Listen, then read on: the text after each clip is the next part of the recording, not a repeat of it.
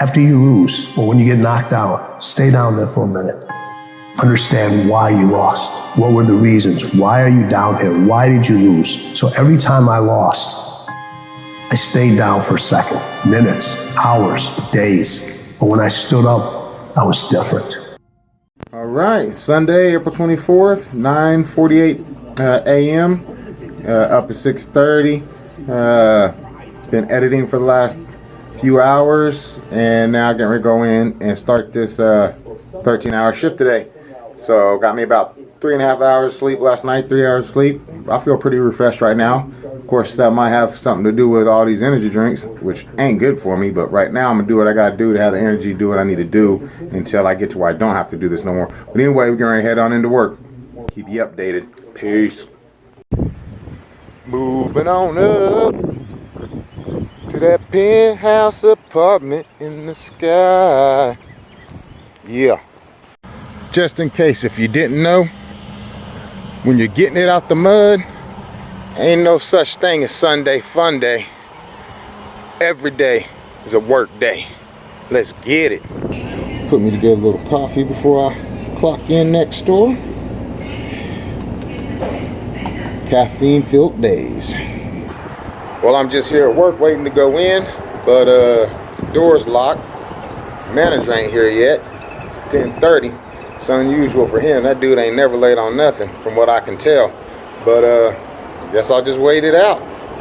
11:13 a.m. Sunday on my first delivery, and today is Sunday, April 24th, which means today is supposed to be the last day having access to these cars, because today the new franchise owner officially takes over, and the franchise isn't like corporate. They're not going to do the cars. So we're going to see what aspires out of this and what moves I'm going to have to make this work out. But one way or another, I'm going to figure it out. And also, side note, very harsh reality for me is on the 29th of this month. So in 5 days from now, I'll be losing my land, which my land means the world to me. As you know, this channel is all about off-grid stuff. This is just me taking a bad situation and doing something positive out of it, thus deciding to go ahead and document what's going on in my life right now to ultimately get back to being able to be off-grid and making a good life financially from off-grid via online. The reason why I'm opening up an online company. Between now and then, I will squeeze in some little small bills, things like that, to try not to lose your attention on the off-grid stuff. But right now, I've just got to do what I've got to do.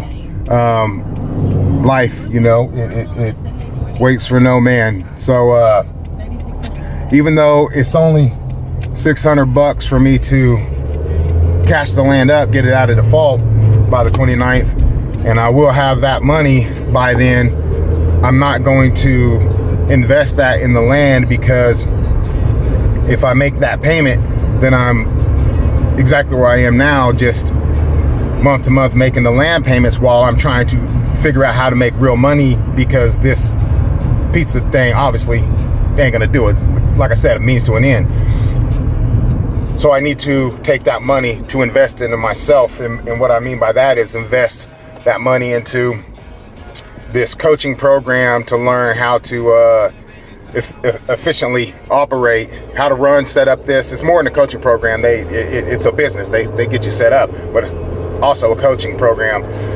So invest in myself into that business and get to the point where I'm making money, and then I can let that money make money, expand, and I can always buy some more land, even though it saddens me to my core to be losing this land. It is what it is. Want to know what motivation looks like while I'm delivering this pizza? Let me show you. That is my motivation.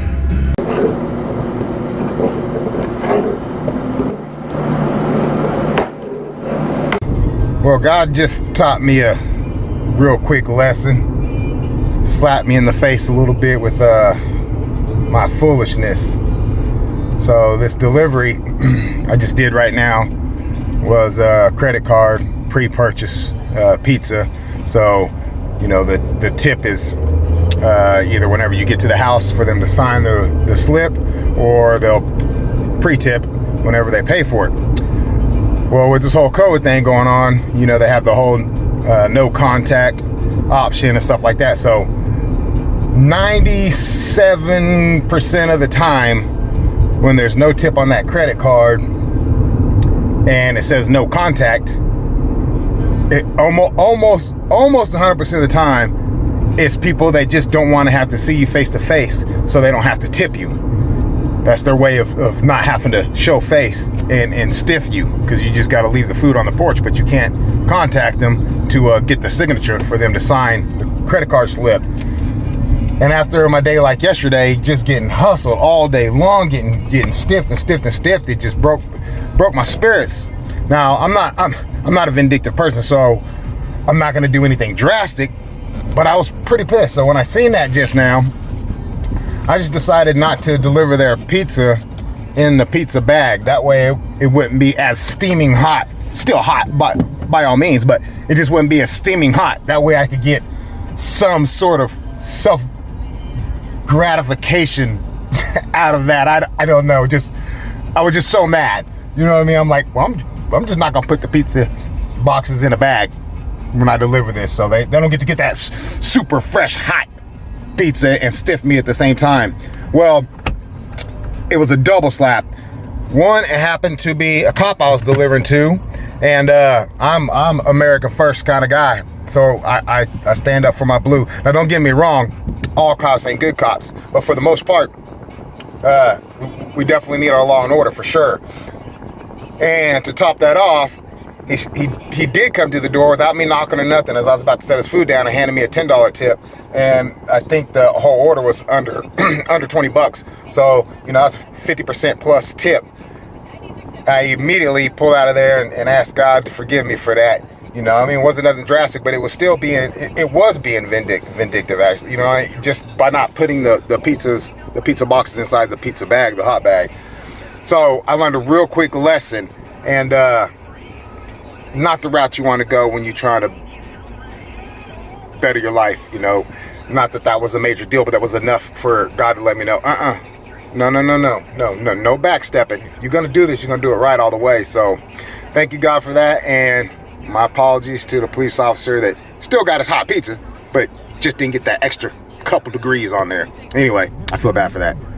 I think the lesson learned there was stop prejudging anyone. You can't judge the next situation on the previous circumstance. And I know that. I'm generally not ever like that. And that's why. This is my guy Daniel, co-worker. He talking about once I get this going on this online business, he thinking about coming in with me on that, getting involved anyway. We're gonna see how that money works. But anyway, I just want to introduce y'all to him. You'll be seeing a lot of them down the road on this channel. Later. I forgot to mention, I found $1 on the ground today too.